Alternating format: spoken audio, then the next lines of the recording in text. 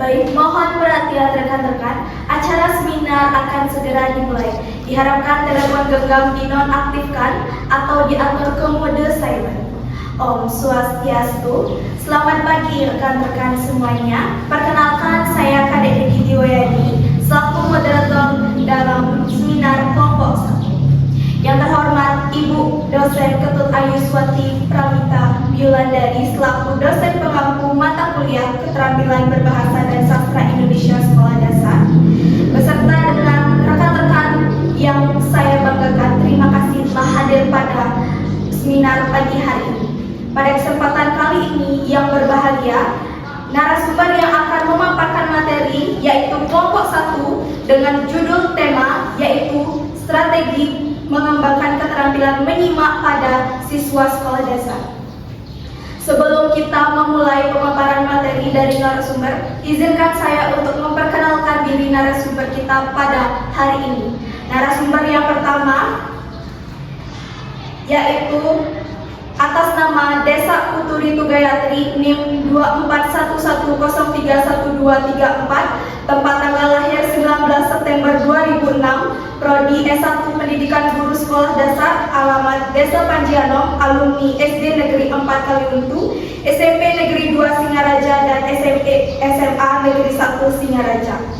Untuk pemateri yang kedua, yaitu atas nama Putu Mas Juli Chandra Winanta dengan NIM 241103124 dengan tanggal lahir 3 Juli 2006, Prodi S1 Pendidikan Guru Sekolah Dasar, alamat Desa Panji, alumni SD Negeri 1 Panji, SMP Negeri 4 Singaraja, dan SMK Negeri 1 Sukesade. Pemateri yang ketiga atas nama Komang Triani dengan NIM 241103132, tempat tanggal lahir 3 Maret 2006, Prodi S1 Pendidikan Guru Sekolah Dasar, alamat Oku Timur Sumatera Selatan, alumni SD Negeri 2 Oku Timur, SMP Negeri 1 Madang Suku 3, dan SMA Negeri 2 Tanzania Oku. Dengan pemateri yang terakhir atau keempat yaitu atas nama Kadek Indah Katau dengan NIM 241103121. Mohon maaf, dengan NIM 241103129, tanggal lahir 17 September 2006, Prodi S1 Pendidikan Guru Sekolah Dasar dengan alamat Banjardinas, Pakistan, alumni SD Negeri 4 Pakistan, SMP Negeri 4 Kubu Tambahan, dan SMK Negeri 1 Kubu Tambahan. Baik, untuk mempersingkat waktu, kita langsung saja memasuki ke pemaparan materi yang pertama yang akan disampaikan oleh Gayatri. Untuk waktu dan tempat saya persilakan. Nah, yang pertama yaitu pengertian menyimak, di mana dalam Kamus Besar Bahasa Indonesia, menyimak itu berarti mendengarkan atau memperhatikan dengan cermat dan seksama apa yang dikatakan oleh orang lain, di mana ini artinya kita tidak hanya mendengar suara tetapi juga membutuhkan perhatian yang serius. Kemudian menurut Anderson 2020 mendefinisikan menyimak sebagai suatu proses penting dari mendengarkan, memahami, dan menafsirkan simbol-simbol verbal, di mana ini artinya penyimak tidak hanya menangkap suara tetapi juga mencoba untuk memahami makna yang didengarnya. Nah, kemudian menurut Underwood 2021, menyimak berarti memperhatikan dengan seksama apa yang dikatakan orang lain serta menangkap dan mengerti isi dari perkataan tersebut. Nah, jadi dari beberapa pengertian yang sudah saya jelaskan tadi dapat disimpulkan bahwa menyimak itu merupakan kemampuan seseorang dalam menangkap informasi, memahami isi pesan, serta menafsirkan makna dari pesan yang didengarnya. Nah, untuk materi yang selanjutnya yaitu tujuan keterampilan menyimak, di mana tujuan menyimak itu sendiri sangat penting karena dapat membantu si penyimak dalam menggunakan dan memahami informasi yang didapatkannya. Nah, menurut Jatiasa 2019, secara umum terdapat dua jenis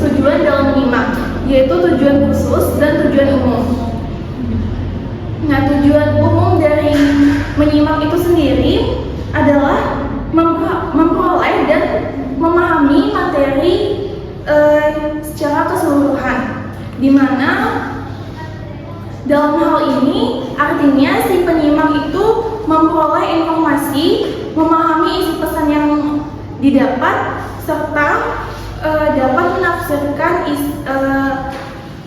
menafsirkan isi pesan yang didengarnya. Nah, di mana dalam kegiatan menyimak secara umum ini dapat dilakukan dalam kehidupan sehari-hari. Contohnya itu seperti saat siswa mendengarkan penjelasan dari guru, menonton berita di televisi, ataupun mendengar cerita dari orang lain.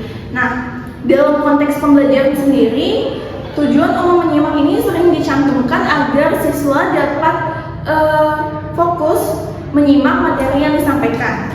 Nah, sedangkan tujuan khusus menyimak itu sendiri lebih terarah dan spesifik, di mana ini berarti si penyimak itu memiliki maksud dan tujuan tertentu yang ingin dicapainya. Contohnya itu menyimak untuk mendapatkan informasi tertentu, menyimak untuk menjawab pertanyaan, menyimak untuk mengkritik atau menilai suatu informasi, mengkritik untuk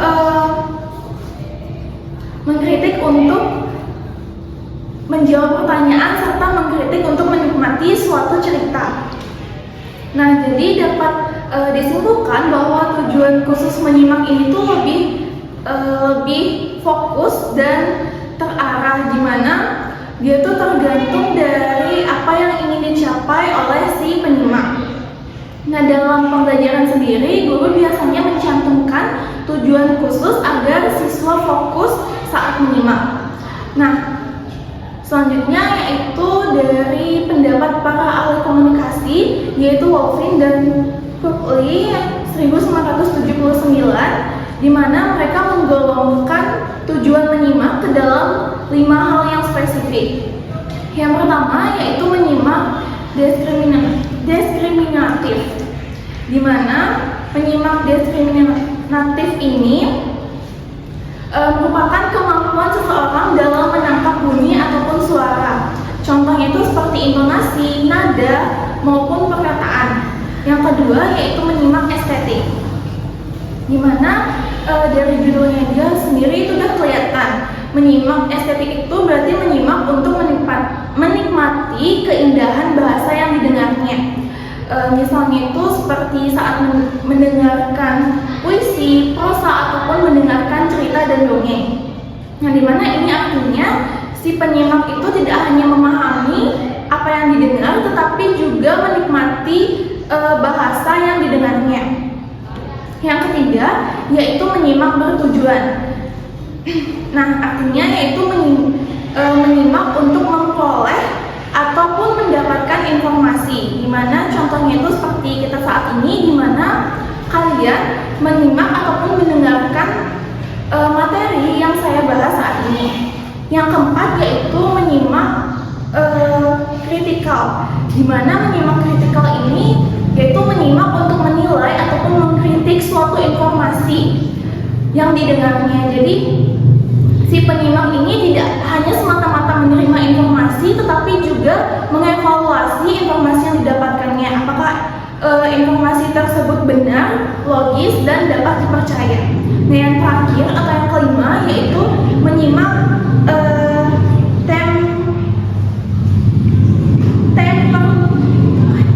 terapeutik. Yang kelima yaitu menyimak terapeutik, di mana menyimak terapeutik ini berarti menyimak untuk memberikan dukungan emosional. Contohnya itu seperti saat kita mendengarkan cerita ataupun masalah dari teman ataupun orang lain. Nah, dimana saat kita menyimak, kita akan ikut merasakan empati ataupun merasa perhatian. Baik, sekian materi yang dapat saya sampaikan. Untuk waktu dan tempat saya kembalikan kepada moderator. Baik, untuk materi yang kedua akan dilanjutkan oleh Nanta. Untuk waktu dan tempat saya persilakan. Baik, terima kasih atas waktunya. Di sini saya akan menjelaskan materi tentang jenis-jenis keterampilan menyimak. Nah, menyimak itu ada dua, yaitu menyimak ekstensif dan menyimak intensif. Pertama itu menyimak ekstensif. Menyimak ekstensif merupakan kegiatan menyimak yang berhubungan dengan hal-hal yang umum dan bebas terhadap suatu bahasa. Sedangkan menyimak intensif adalah kegiatan menyimak yang harus dilakukan dengan sungguh-sungguh, penuh konsentrasi untuk menangkap makna yang dikehendaki. Nah, yang pertama itu ada jenis-jenis menyimak intensif. Nah, jenis-jenis ini lebih santai dan tidak terlalu mendalam. Yang terdiri dari yang pertama itu ada menyimak sekunder. Nah, menyimak sekunder adalah menyimak sambil melakukan kegiatan. Contohnya itu dengan mendengarkan musik sambil belajar. Selanjutnya itu ada menyimak estetik. Nah, menyimak estetik ini adalah menyimak untuk menikmati keindahan. Contohnya itu mendengarkan puisi atau lagu. Selanjutnya itu ada menyimak pasif. Nah, menyimak pasif ini adalah menyimak tanpa perhatian penuh. Contohnya suara TV yang hanya terdengar saja. Selanjutnya ada menyimak sosial. Nah, menyimak sosial ini adalah menyimak dalam interaksi sosial. Contohnya ngobrol dengan teman, orang lain, atau keluarga. Selanjutnya yaitu ada jenis-jenis menyimak intensif. Nah, jenis-jenis intensif ini adalah jenis ini butuh fokus tinggi dan bertujuan memahami secara jelas. Yang pertama itu ada menyimak kritis. Nah, menyimak kritis ini adalah menyimak sambil menganalisis dan menilai informasi. Contohnya menilai isi pidato. Selanjutnya yaitu ada menyimak kreatif. Nah, menyimak kreatif ini adalah menyimak untuk mengembangkan ide baru. Contohnya yaitu mendapat inspirasi dari cerita. Selanjutnya ada menyimak konsentratif. Nah, menyimak dengan fokus penuh. Contohnya mendengarkan penjelasan guru, orang lain, atau orang tua. Selanjutnya ada menyimak interrogatif. Nah, menyimak interrogatif ini adalah menyimak dengan tujuan mengajukan pertanyaan. Contohnya saat diskusi kelas, diskusi kelompok, atau diskusi dengan teman-teman lain. Selanjutnya ada menyimak eksploratif. Nah, menyimak eksploratif adalah menyimak untuk mencari informasi lebih dalam. Contohnya mendengarkan materi untuk penelitian. Baik, itu saja yang bisa saya jelaskan tentang jenis-jenis penyimak. Untuk selanjutnya bakal dijelaskan oleh rekan saya. Untuk waktu dipersilakan. Baik, untuk materi yang ketiga, untuk waktu dan tempat saya persilakan kepada Triani. Baik, terima kasih atas waktunya. Jadi di sini saya akan menyampaikan materi yang selanjutnya, di mana yaitu saya akan memaparkan materi yang pertama tahapan keterampilan menyimak, yang kedua faktor pendukung keterampilan menyimak, yang ketiga faktor penghambat keterampilan menyimak. Di mana yang pertama-tama yaitu ada tahapan keterampilan menyimak, di mana tahapan keterampilan menyimak ini dibagi menjadi 4. Yang pertama ada tahap mendengar, di mana pada tahap mendengar ini siswa hanya mampu menangkap suara atau informasi yang mereka dengar, tetapi mereka belum tentu memahami makna dari informasi tersebut. Untuk yang kedua ada tahap pemahaman, di mana pada tahap pemahaman ini siswa sudah mulai memahami isi dari informasi tersebut dan mengetahui makna dari apa yang mereka dengar. Nah, untuk yang ketiga ada tahap interpretasi, di mana pada tahap interpretasi ini siswa sudah memahami lebih dalam dan mencoba memahami maksud dari pembicara. Nah, untuk yang selanjutnya yang terakhir tahap penilaian, di mana pada tahap penilaian ini siswa dapat memberi pendapat seperti mereka dapat menyetujui atau tidak setuju terhadap informasi yang mereka dengar, atau mereka dapat memberikan tanggapan lain dari informasi tersebut. Nah,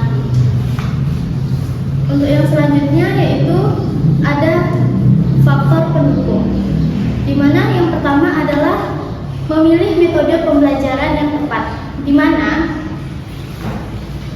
metode pembelajaran yang tepat itu harus dipilih dengan sesuai oleh guru, yang mana sesuai dengan materi dan karakteristik siswa.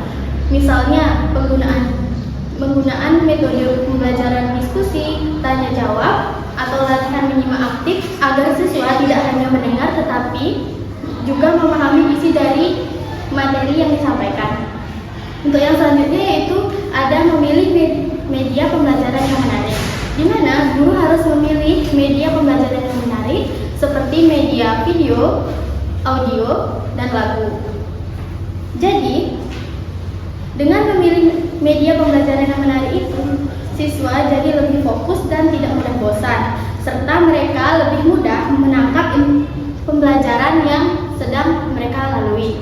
Nah, untuk yang ketiga ada kerja sama guru dan orang tua, di mana keterampilan metode ini tidak hanya dilakukan di sekolah, tetapi juga harus didukung oleh kedua orang tua di rumah, di mana kedua orang tua di rumah dapat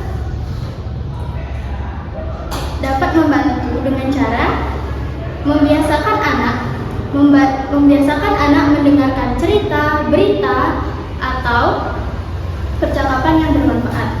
Untuk yang terakhir yaitu lingkungan belajar yang kondusif, di mana suasana kelas yang tenang, nyaman, dan menyenangkan sangat berpengaruh terhadap konsentrasi siswa. Jadi, lingkungan yang baik dan kondusif dapat membantu siswa lebih fokus dalam menyimak. Nah, untuk yang selanjutnya ada faktor penghambat dari keterampilan menyimak. Yang pertama yaitu keterbatasan fasilitas, di mana jika dalam pembelajaran kita kekurangan alat atau media pendukung dapat menyebabkan pembelajaran menjadi tidak berjalan secara optimal. Nah, untuk yang kedua yaitu metode pembelajaran yang monoton, di mana jika guru menggunakan metode yang sama terus-menerus dapat menyebabkan siswa menjadi bosan dan tidak ingin untuk mendengarkan pembelajaran yang disampaikan oleh guru. Untuk yang terakhir yaitu rendahnya konsentrasi. Jadi di mana kurangnya fokus pada siswa dapat menyebabkan siswa sulit untuk memahami pembelajaran yang telah dilalui. Mungkin itu saja materi dari saya ucapkan terima kasih. Baik, untuk pemateri yang terakhir, untuk waktu dan tempat saya persilahkan kepada Indah. Nah, salah satu strategi dalam pengajaran teknik penyimak yang dapat digunakan oleh guru yaitu dinamakan dengan strategi Direct Listening and Thinking Approach, atau bisa disingkat dengan DLTA. Nah, di mana DLTA ini dikembangkan oleh Russell Stolper pada tahun 1975. Nah, di mana juga baru menyatakan atau menjelaskan mengenai penggunaan dari strategi DLTA ini, di mana ia mengatakan bahwa DLTA is a strategy that can be used to teach comprehension while reading aloud to students. It is explained that when students listen what the topic read by teacher, yang artinya bahwa penggunaan strategi DLTA ini itu untuk meningkatkan kemampuan siswa dalam hal keterampilan menyimak. Di mana artinya menurut Barrow, di mana DLTA ini adalah strategi yang dapat digunakan ketika guru membacakan sebuah teks cerita dengan suara keras dan sehingga siswa dapat menyimak dan juga tidak hanya mendengar tetapi juga memahami dari isi cerita yang disampaikan oleh guru tersebut. Nah, di mana strategi DLTA ini hanya berguna ketika siswa membaca atau mendengarkan cerita sehingga mereka melibatkan prediksi aktif dalam cerita. Yang artinya bahwa dalam penerapannya DLTA ini hanya diterapkan jika guru membacakan teks sehingga siswanya memahami teks yang dibacakan oleh gurunya. Nah, di mana langkah dari langkah DLTA ini yaitu ada kegiatan prasimak, yang kedua ada kegiatan saat simak, dan yang terakhir yaitu kegiatan pasca simak. Nah, tahapan yang pertama yaitu kegiatan prasimak, di mana pada tahapan ini biasanya guru memberikan judul cerita yang akan disampaikan oleh gurunya kepada siswa. Misalnya, guru memberitahukan terlebih dahulu judul cerita yang disampaikan. Misalnya, mengambil cerita Si Kancil yang Cerdik. Nah, berdasarkan judul tersebut, guru juga mampu menanyakan kepada siswanya, misalnya contoh pertanyaannya, siapa yang pernah mendengar cerita Si Kancil? Atau bagaimana yang menurut kalian Si Kancil ini bisa disebut dengan hewan yang cerdik? Nah, selain itu di kegiatan prasimak ini, untuk membangkitkan imajinasi dari siswa, guru bisa memberikan atau menunjukkan gambar Si Kancil yang berada di hutan ataupun berada di sungai bersama hewan-hewan lainnya. Nah, selain itu, di mana guru mampu mengajukan pertanyaan seperti apa ya kira-kira cerita yang akan dibacakan, atau mungkin bagaimana ya cara Si Kancil untuk menyelesaikan masalah seperti lain sebagainya. Nah, langkah yang kedua itu kegiatan saat simak. Nah, di mana di kegiatan saat simak ini guru membacakan cerita si kancil cerdik dengan suara nyaring, menarik dan juga hidup. Nah, pada bagian tertentu guru mempraktik.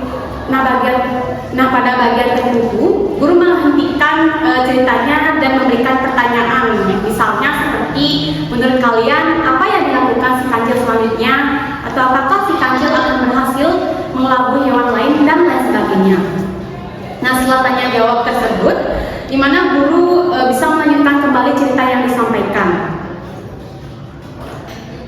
Nah, dan kegiatan langkah yang terakhir yaitu kegiatan pasca simak. Di mana kegiatan pasca simak ini guru mengakhiri pembacaan cerita si kancil yang cerdik. Setelah itu setelah guru menyelesaikan pembacaan, guru memberi kesempatan kepada siswa menanyakan hal-hal yang belum dipahami, misalnya tentang alur cerita atau tindakan si kancil dan lain sebagainya. Nah, kemudian pada saat itu guru mengadakan tanya jawab seperti apa yang pesan dari cerita si kancil tersebut, atau apa yang makna yang bisa disampaikan dalam cerita tersebut dan lain sebagainya. Setelah itu, siswa mengungkapkan kembali informasi yang telah diperoleh dari cerita baik secara lisan maupun tertulis dan menceritakan kembali isi cerita dengan menuliskan ringkasan ataupun makna-makna dan pesan moral yang tersampaikan dalam cerita tersebut. Nah, jadi dapat dikatakan bahwa kegiatan pasimak ini dapat bermanfaat untuk membangkitkan rasa ingin tahu siswa, membuat siswa siap dan juga fokus untuk menyimak. Langkah yang kedua yaitu kegiatan saat simak, yaitu tahap ini membuat siswa aktif berpikir saat menyimak dan juga melatih siswa memahami isi bacaan atau cerita yang disampaikan. Nah, dan langkah terakhir ini di mana akan mampu melatih siswa untuk menyampaikan kembali informasi yang disampaikan dan mengetahui dan juga guru akan mengetahui bagaimana tingkat pemahaman dari siswanya. Baik, itu saja pemaparan dari materi saya. Untuk waktu dan tempat saya kembalikan ke moderator. Baik, demikian pemaparan materi dari kelompok 1. Selanjutnya izinkan saya untuk menyampaikan kesimpulan dari materi yang telah dipaparkan, di mana kesimpulannya yaitu keterampilan menyimak adalah kemampuan yang mendengarkan, memahami dan menafsirkan informasi yang disampaikan oleh orang lain. Keterampilan ini memiliki tujuan tertentu serta terdiri dari jenis menyimak, ekstensif dan intensif. Dalam prosesnya, menyimak melalui tahapan mendengar, memahami, menginterpretasi dan juga menilai. Untuk mengembangkan keterampilan menyimak pada siswa sekolah dasar dapat digunakan strategi DLTA yang meliputi kegiatan prasimak, saat simak, dan pasca simak, sehingga siswa lebih aktif dan mampu memahami isi pembelajaran dengan lebih baik. Demikian kesimpulan yang dapat saya sampaikan terkait materi yang telah dijelaskan. Saya ucapkan terima kasih kepada kelompok 1 atas pemaparan materi yang sangat baik, dan saya ucapkan terima kasih kepada rekan-rekan yang sudah berpartisipasi dalam seminar hari ini. Akhir kata, saya selaku moderator mohon pamit undur diri dan saya tutup dengan para masati. Om Santi Santi Santi Om.